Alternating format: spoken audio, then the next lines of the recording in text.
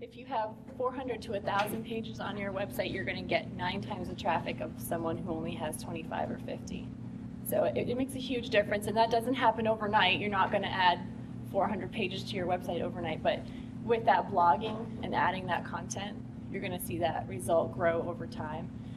We have about 200 pages on Scalable's website, and our traffic has just grown immensely from that, so it really does work. How many people have a Facebook page? Okay, good.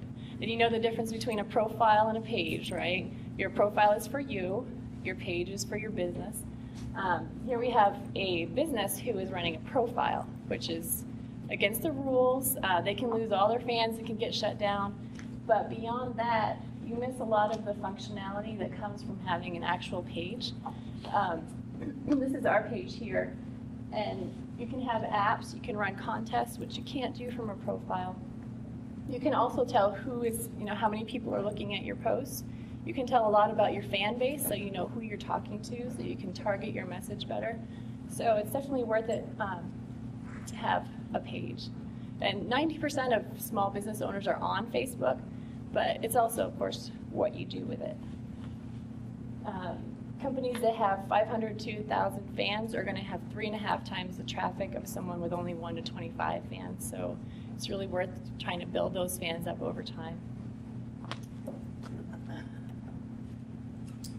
Anybody on Twitter? Okay. This guy is too. This kind of cracked me up. A company with 300 to 1,000 followers is going to have over 5 times the website traffic of somebody with a 1 to 25. Probably not this guy though, because he bought all his followers and he doesn't tweet. The advantage to a really happening Twitter account. This is ours here. You can see the interactions where we've actually spoken to people. People are sharing our content, therefore sending visitors to our site. And you can actually make some really great connections on Twitter, business-wise. And it's fun too.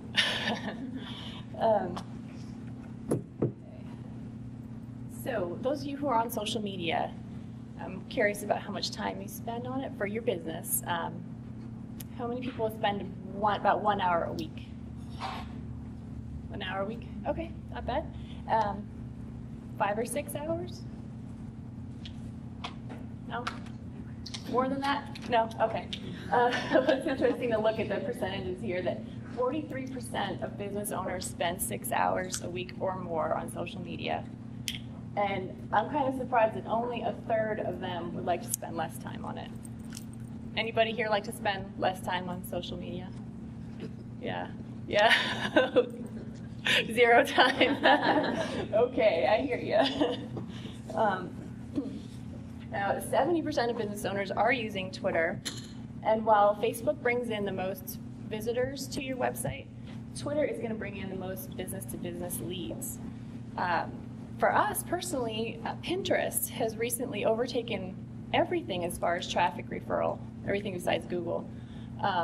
That's really been surprising. It's been great for leads as well. So things change, but overall, Twitter is really great for people like us who are business people, oftentimes selling to other business people. Anybody on LinkedIn? Yeah, okay.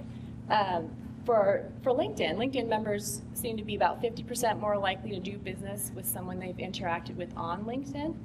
And I know myself, I don't do as much as I should on there, but I have found customers just from interacting on group discussions. And you can always learn a lot there too.